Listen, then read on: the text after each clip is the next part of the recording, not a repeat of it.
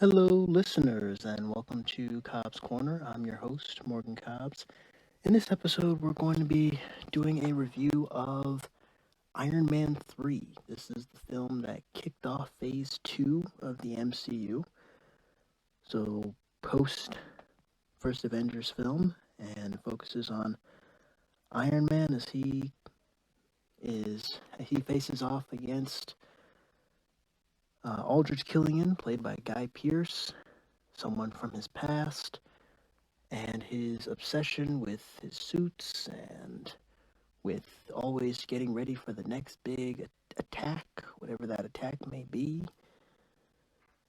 And so we'll be diving into that in this episode. I personally remember seeing this movie in theaters when I was 12. I've seen it a ton of times since. So stay tuned.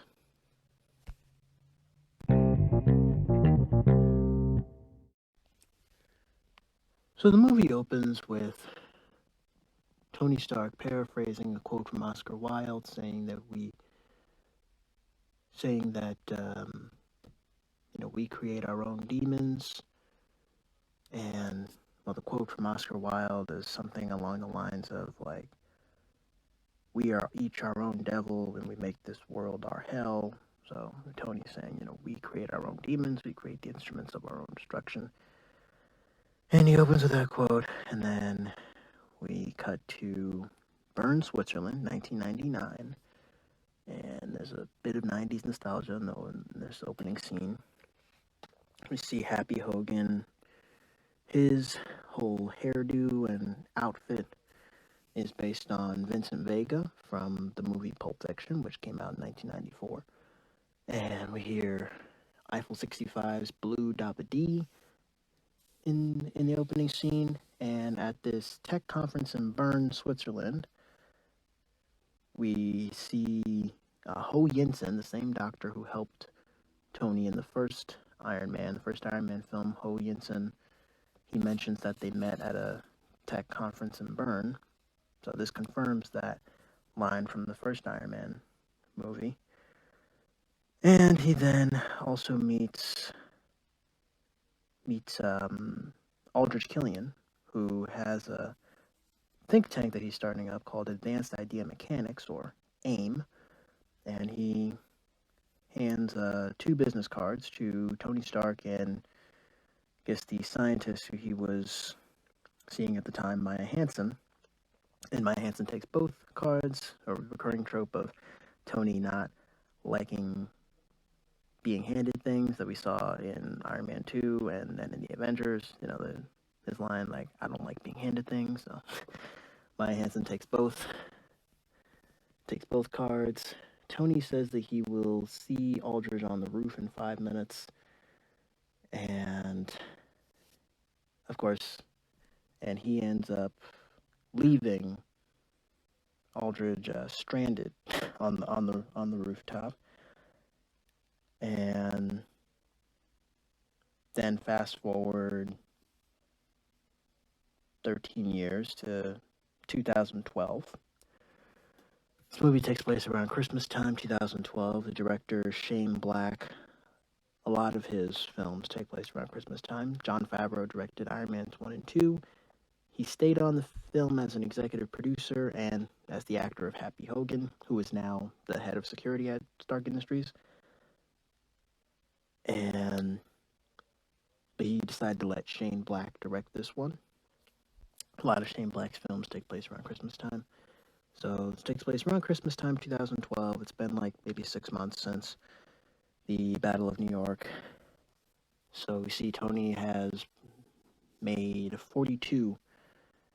Like, we saw the Mark 7 in the Avengers, and since then he is now on Mark 42.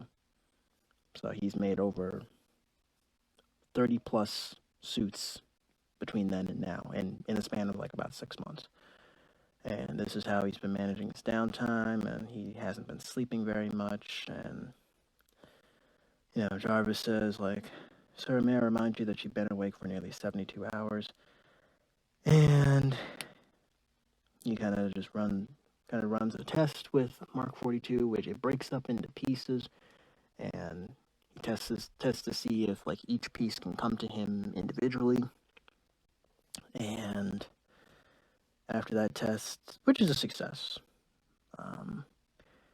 he then goes and turns on the TV and sees that sees the logo of the 10 Rings, which is the same terrorist organization that had captured Tony in the first Iron Man movie. And there's this new terrorist named the Mandarin. The Mandarin, who has apparently been leading all these terrorist attacks both at home and abroad. And he actually calls back to the real-life massacre of the Cheyenne Native Americans in Sand Creek, Colorado, 1864. And uses that as justification for an explosion at a U.S. military base in Kuwait. Well, wasn't even a base, it was a military church filled with wives and children, and the soldiers were out on maneuvers, the Braves were away. So there's this terror threat. There's this terrorism threat, I guess, somewhere in the world. They don't know who he is, they don't know where he is. And then President Ellis, who's the president at the time of this film, he introduces the world to the Iron Patriot, who is Rhodey. Rhodey, last time we saw him was Iron Man 2. He took up the mantle of War Machine, and he's now rebranded as the Iron Patriot, which in the comics was the armor that was used by Norman Osborn.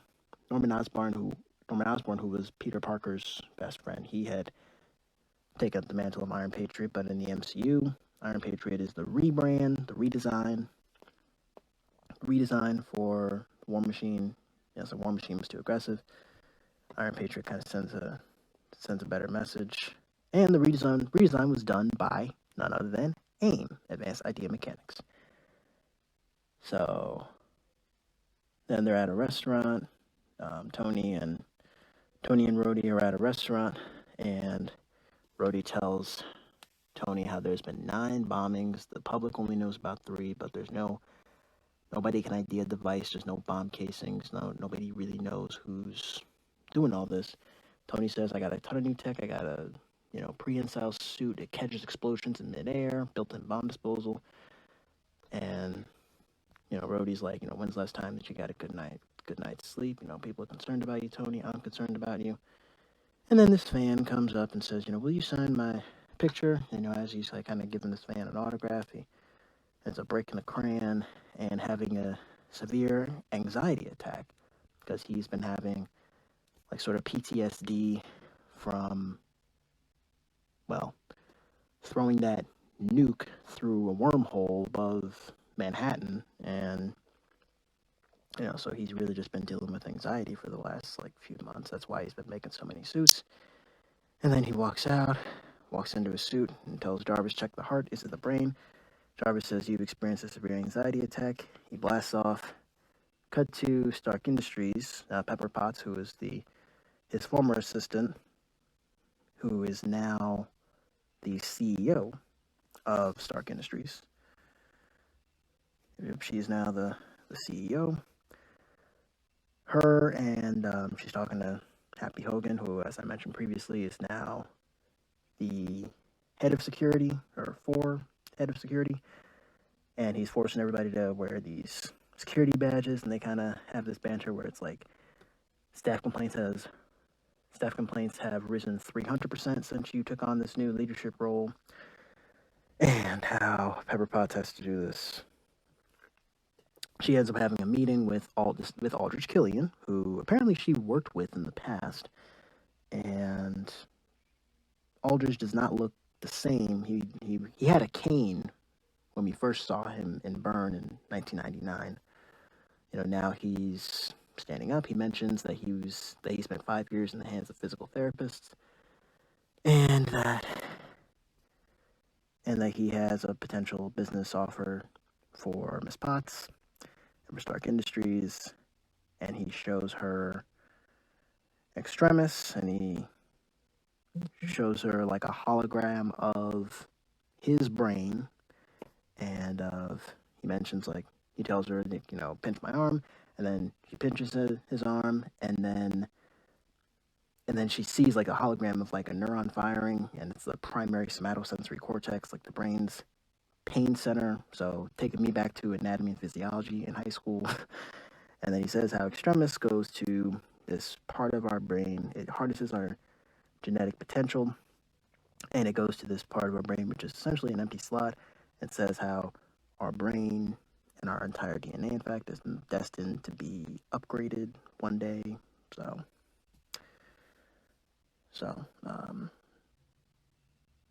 there's that. And then Spots come, and she pretty much rejects Aldrich's business proposal and says, this sounds very weaponizable. As much as I'd like to help you, private armies, and how do we know that this is actually going to work? You're talking about like hacking into the genetics, the DNA of any living organism, and chemically recoding it. So this sounds very questionable from an ethical standpoint.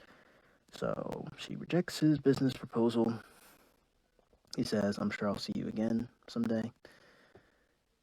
He disappears along with Savin, who was I guess one of his employees at A.I.M, who has Extremis inside his body.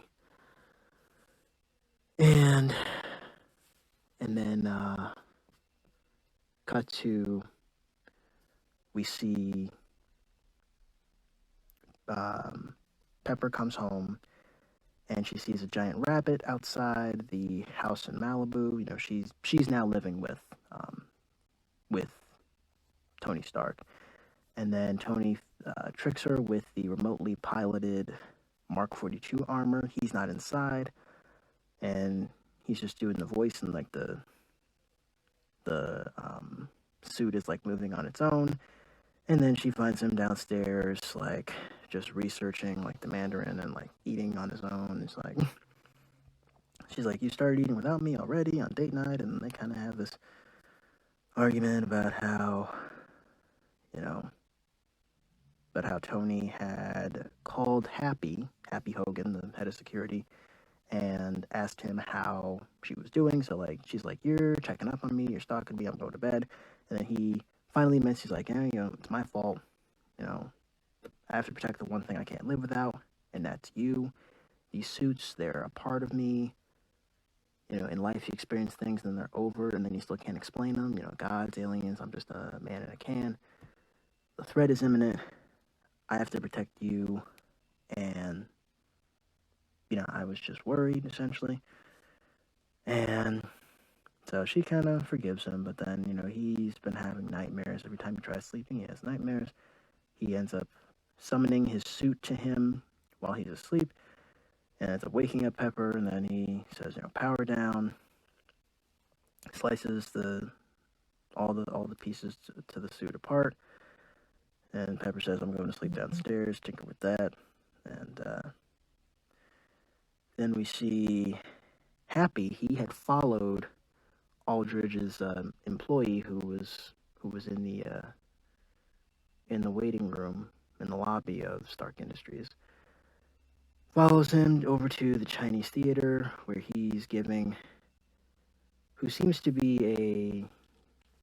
a military veteran, Jay Taggart, who shows up in Marvel Comics, gives him a batch of Extremis, and Taggart takes the batch of Extremis, and then Happy kind of bumps into him and says, like, oh, I'm sorry, buddy. And like, as he's like helping him, pick everything up, he takes one batch of Extremis for himself, and then Savin bumps into him and says, and they kind of have a argument, and then Happy ends up assaulting Savin, but then we see the Extremis go and heal the cut that Savin gets on his nose, and then he takes Happy and throws him across the foyer outside the Chinese theater. And then Taggart, like, the Extremis doesn't work, he can't regulate it, So then he explodes, and Savin just walks away happy, ends up in the hospital. Cut to another Mandarin broadcast, and he says how the true story about fortune cookies is they're actually an American invention. They're not even Chinese. And my disciples recently destroyed another cheap American knockoff, the Chinese theater. President Ellis, I know this must be getting frustrating, but the season of terror is drawing to a close. And then we see Happy point to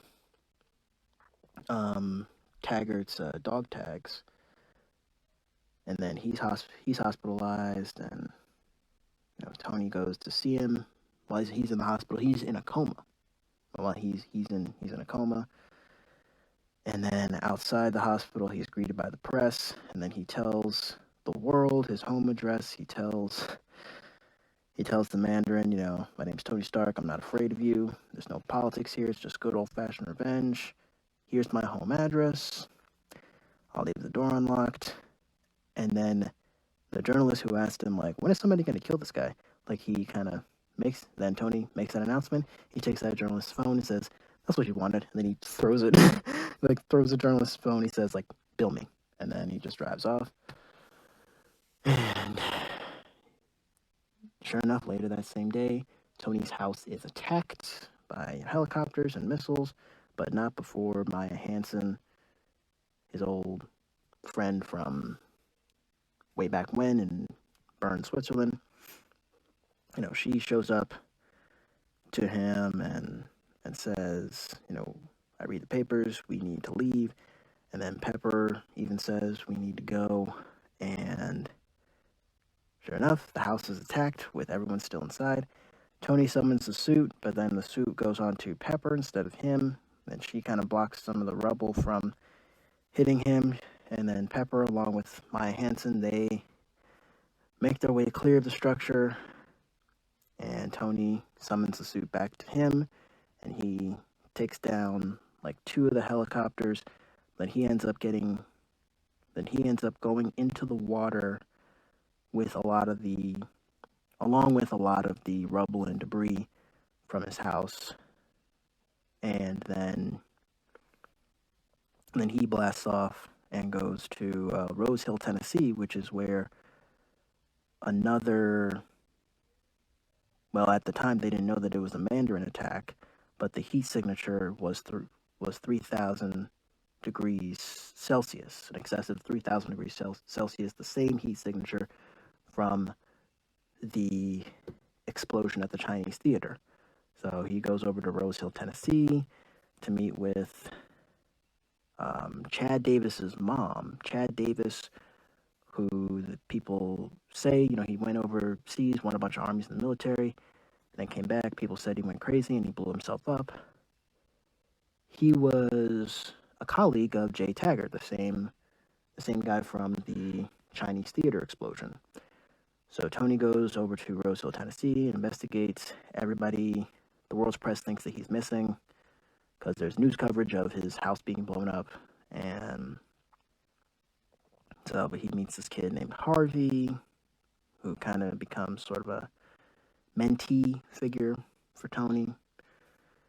And, Harvey helps him find, Mrs. Davis at this bar in town. And then Tony's apprehended by another one of Aldrich Killian's employees, Ellen Brandt, who in the comics is the, I think, villain to Man-Thing. And Man-Thing who hasn't shown up in the MCU yet. But in the comics, Ellen Brandt was the ex-wife and villain to Man-Thing, who was a swamp creature in Marvel Comics. So she apprehends Tony at the bar, posing as a Homeland Security agent, and the two of them, they have a duel, and Tony ends up kind of blowing her up via her, burning the handcuffs off of him, and then him lighting this oil on fire, and then turning on the microwave, with Chad Davidson's dog tags in the microwave, and then once the microwave's done, blows up and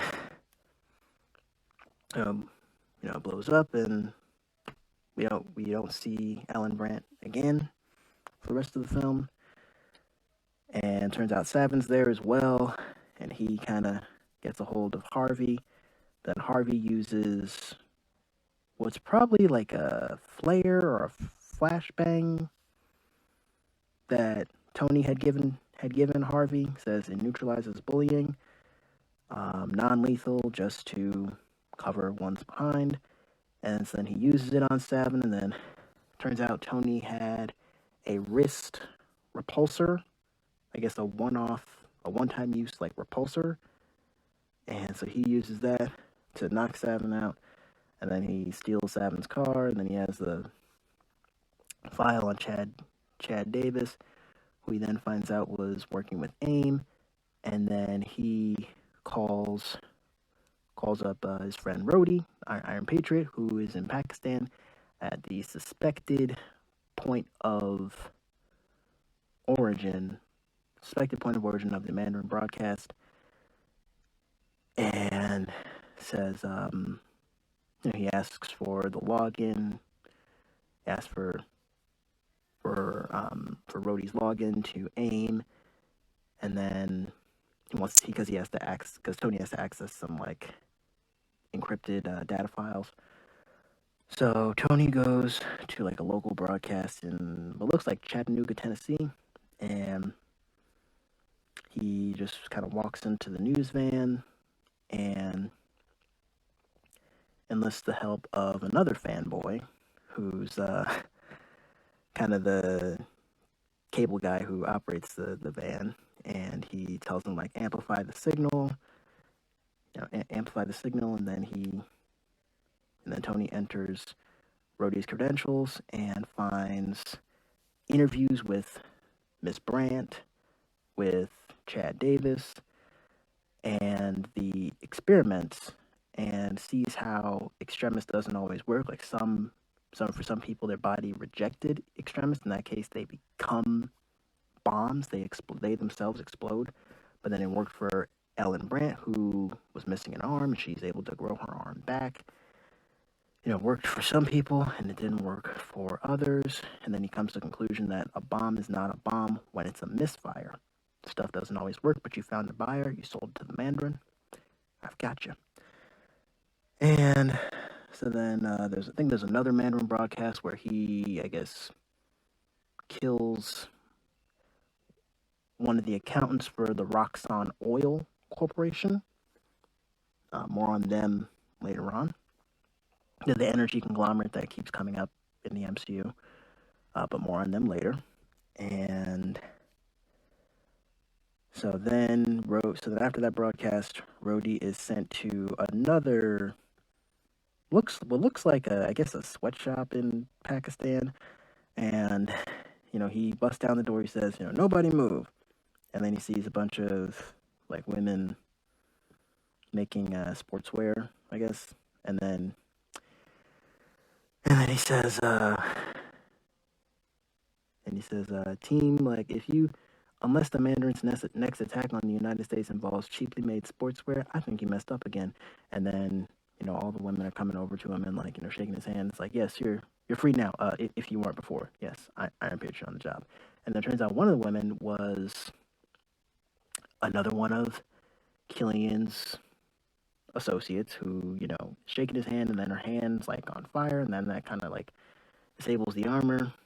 And then he says, like, if you want this armor, you're gonna have to pry my cold dead body out of it. And she's like, that's the plan, Colonel. And so they end up taking Rhodey. And then turns out Maya Hansen is working with Killian as well. She, along with Miss Potts, they find a hotel somewhere to stay in. And Maya tells Pepper about like Werner von Braun, think I'm pronouncing his name right. He was a scientist who worked with the Nazis first. He built rockets for the Nazis, and he was also a part of Project Operation Paperclip after World War II, where the U.S. government recruited former Nazi scientists who, defected, like Werner von Braun. He also built rockets for NASA after World War II, and how before he built rockets for the Nazis, he stargazed, and when the first U-2 hit London, he said the rocket performed perfectly. It just landed on the wrong planet. And she says how, like, we all start out wide-eyed, pure science, and the ego takes over, obsession, and you look up, you're a long way from shore. And she says how she sold her research to a think tank that Killian built on military contracts. And Pepper says that's exactly what they used to do at Stark Industries. They used to pretty much made their fortune on military contracts as well. So, don't be too hard on yourself. And then Killian shows up and apprehends Pepper Potts, and turns out that was all just a ploy. And, Maya is working with Killian. She says, I didn't know that you were going to attack Stark's mansion last night. We can use him. He just lacked a decent incentive. Now he has one. Now that they've got Pepper. And as Tony's leaving that broadcast, and actually Stan Lee cameos as a judge at one of the, I guess, the beauty pageant they were covering. As Tony's driving off, he contacts Harvey, who is recharging the Iron Man Mark 42 armor, and they are able to pinpoint the Mandarin's point of origin to Miami, Florida.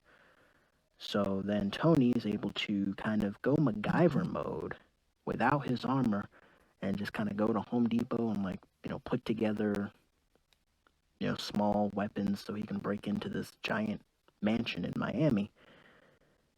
And, he breaks in, and this kind of is a nod to the whole, people versus, the individual versus the technology versus the machines that they use. And in this movie, we kind of see that Tony Stark, he himself is Iron Man with or without the armor. He is Iron Man. That phrase, I am Iron Man, gives it a new meaning in this third Iron Man film. So we see him go MacGyver mode and break into this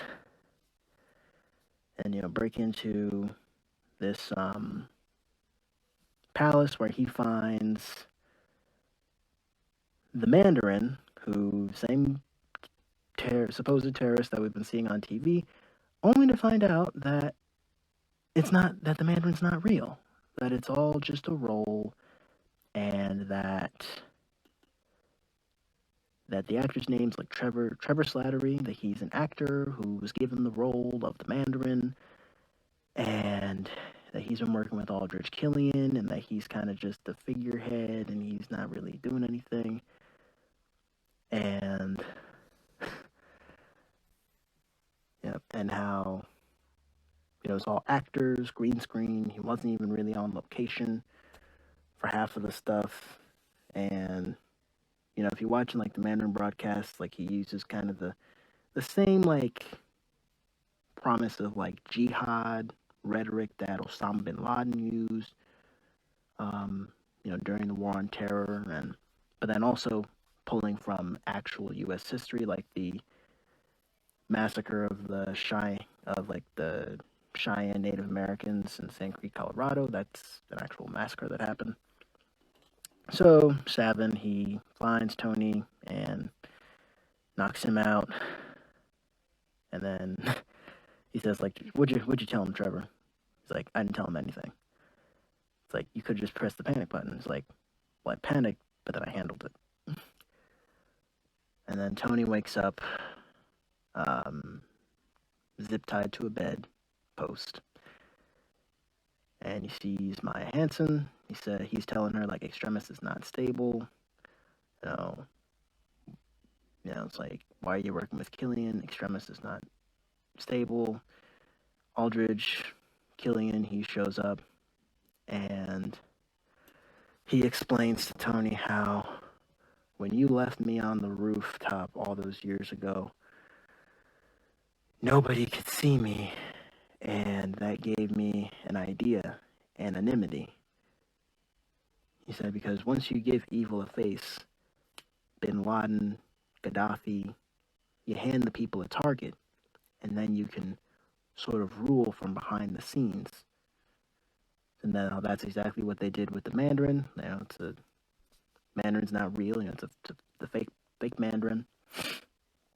And he's not an actual, 10 Rings terrorist. And then Killian, I guess since Maya Hanson's no longer useful, he kills Maya Hanson, and then he goes over to the Iron Patriot armor, which has Rhodey inside, and then using his power of extremis, he plans to melt the armor or just make it as hot as possible to the point where Rhodey has no choice but to get out of the armor, and Rhodey says, do not open, all right, let's go, and then he punches out Savin, but then turns out Killian can breathe fire, and then, Rhodey's like, you breathe fire. Oh, okay. And he gets knocked to the ground, and Savin takes the Iron Patriot armor over to Air Force One, and now he's on Air Force One with the president. And Tony escapes from the zip ties. Tony escapes from the zip ties, although his armor is in Rose Hill, Tennessee, and he asks one of the guards who's been sent to watch him. It's like, hey, Ponytail Express, what's the mileage count between Miami, Florida, and Tennessee? It's like 832 miles. So after Tony kind of like flexes his hands, multiple times, he says like, and my armor's coming in 5, 4, 3, come on, 2, 1, and 3, 2, 1, bang. You're gonna be in a puddle of blood on the floor in 5, 4, 5, 3, 2, 1, and then the armor comes eventually. He's like, told you, and so Tony escapes as the armor is still kind of coming to him, and he walks outside, and then the faceplate's coming. He's like, not the face, and he grabs the face and puts the faceplate on. He's like, good to be back. Hello, by the way. And then he tries to have liftoff, and nope. So he has to walk down the stairs like a normal human being. And then Rhodey escapes, finds his cell phone, and asks Tony, he's like, is that you in the Iron Patriot armor? He's like, nope. Main house. Like main house, someone I want you to meet. They go into the main house, and we see Tony with a car battery attached to his armor, like as his armor's being charged by a car battery. And they go into the main house, and they find the Mandarin, Trevor Slattery. And he mentions how he knows about the plan. He has like a lovely speedboat, and he never knew that people had been hurt, and that Killian was a terrorist. Like, he had no idea. He thought it was just a role. So they end up going onto a speedboat, and Iron Man ends up piloting the Mark 42 remotely, and goes up to Air Force One and stops. And turns out he's too late and can't save the president. Savin, goes into, I guess, the war room, or the situation room on Air Force One, and he, I guess, kills all the Secret Service and security in that room, and then he finds the president, and then puts the president in the Iron Patriot armor and and I guess coordinates are set in for the GPS, and flies him over to Florida. And then Iron Man goes over to Air Force One and realizes he's too late, but he, kills Savin, and then saves the crew from that plane, kind of barrel of monkeys, catches everybody, and then they all safely land in the water. And then as he's flying, he says, like, all right, now, we gotta go find Pepper. And then a truck just hits the Iron Man Mark 42 and it's knocked into pieces. And so it's at that point that we realize that he's been piloting this armor remotely. And so then with this speedboat, they sail over to, I guess, Pensacola, Florida, to an oil rig for the Roxxon energy conglomerate, Roxxon. And the president is being held in chains above this oil rig, and they plan to light it up and, kind of kill him on national television. And it turns out that Aldrich Killian has been working with the vice president this whole time, because the vice president has a daughter who's missing a leg. And so Aldrich says how I found myself a new political patron, and this time tomorrow he will have your job. So, Tony and Rhodey, they sneak their way onto this oil rig that's been taken by Killian, and they sort of find themselves surrounded by Killian and all his employees. And then the house party protocol was engaged when they were on the speedboat. Tony said, the house party protocol, and then we see all the suits start flying out of his mansion in Malibu, as the cranes have come and everyone's come to clean up the wreckage. All of his suits start flying out and fly over to him on this oil rig, and a sort of battle ensues between his suits, many of which are piloted remotely. The suits versus all the extremists, versus all the people with extremists. And Rhodey says, "This is how you've been managing your downtime." It's like, everybody needs a hobby. And then Rhodey is able to kind of get the president to safety. He clears the structure, and meanwhile Pepper is still being put under extremists. Luckily she's still alive and her body has accepted the extremists.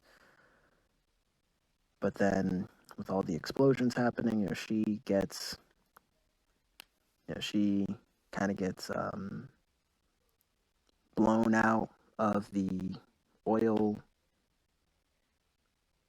the container that she's in, and then ends up falling to the ground, and we don't know if she survived or not. So then Tony and Aldrich, they kind of duke it out, and then Iron Man Mark 42 shows up, and it again is disassembled and falls to pieces. Tony's like, whatever. But then he guides all the pieces of the Mark 42 to assemble around Aldrich, and he says, "Hey Jarvis, do me a favor and blow Mark 42," and actually blows up Aldrich Killian. And he then slides down the structure and then jumps into one of his suits, and then safely makes his way to the ground. And then Aldrich shows up. He says, like, "No more false faces. You wanted the Mandarin, you've got him. I am the Mandarin." And then Pepper comes out of nowhere and, like, hits him with this, like, metal beam. And then Pepper Potts actually defeats the Mandarin, because now she's, like, stronger. And then, the battle's concluded. Aldrich is defeated. All of Tony's suits are blown up. He blows up all of his suits, clean slate. Sort of symbolic, him saying, I'm more than just a suit. And he realizes his lesson of retirement versus mentorship. The answer is mentorship. So him, like in the final few minutes of the movie, he kind of gives a bunch of technology to his friend Harvey in Tennessee. Happy wakes up from his coma, and he gets rid of his arc reactor. He takes the arc reactor out of his chest, and he has surgery where they surgically remove all the shrapnel from his chest. The shrapnel from the explosion in the first Iron Man, all that's removed, and his house is destroyed. And in the final minutes of the film, he takes his arc reactor, throws it in the water, and then we see him drive off with his dummy machine, DUM-E machine that he's had in his basement for past few Iron Man movies. And he drives off, and in the last shot, last line of the film says, "You can take away my house, all my tricks and toys, but one thing you can't change, I am Iron Man." And then we're given a montage of like scenes from all three Iron Man movies, because this is the culmination of the Iron Man trilogy. We're given shots from Iron Man 2, and Iron Man 3, and they kind of go through the cast, and it's like Marvel Studios presents Iron Man 3. There's one post-credit scene in this film. It's an actual post-credit scene and end credits. There's no mid-credit scene. It's just one after all the credits, where apparently this whole time, like, he's been talking to Bruce Banner. He's been asleep, narrating everything to Bruce Banner, kind of in like a sort of a therapeutic sense. And like, he's been lying there, and like Bruce Banner's actually fallen asleep. But then Tony wakes up. He's like, "Did you hear any of that?" He's like, "Oh no, I kind of drifted." It's like, I'm not a therapist. It's not my training. It's So that was just a fun little post-credit scene. It's like, he's been processing all this and talking to Dr. Banner at the same time, and it's like, So yeah, that was Iron Man 3.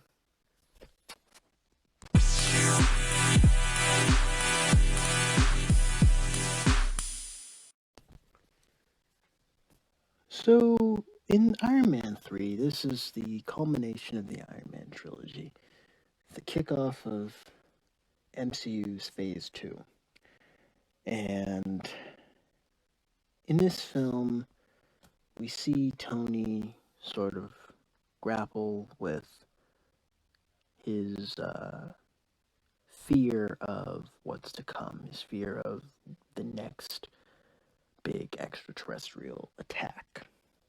And so he's obsessed with building all of these suits, but then he's also kind of not giving Pepper Potts a whole lot of attention. And the movie's sort of a love triangle between Tony, his suits, and Pepper.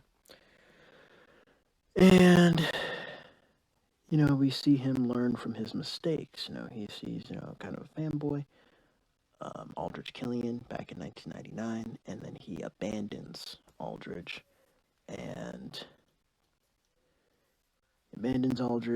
but then he sees Harvey as a potential mentee and potential Iron Lad character, maybe down the line in the MCU.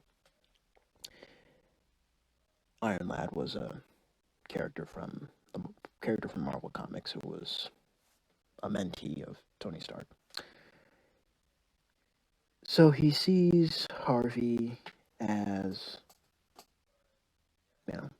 an opportunity for him to mentor a fan of his, for him to mentor a young, bright mind in the, STEM fields. And we're going to see him mentor different people throughout the future of the MCU.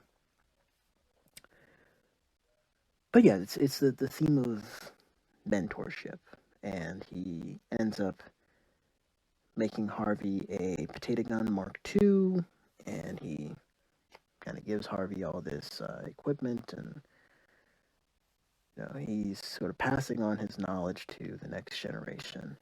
He blows up all of the suits, clean slate,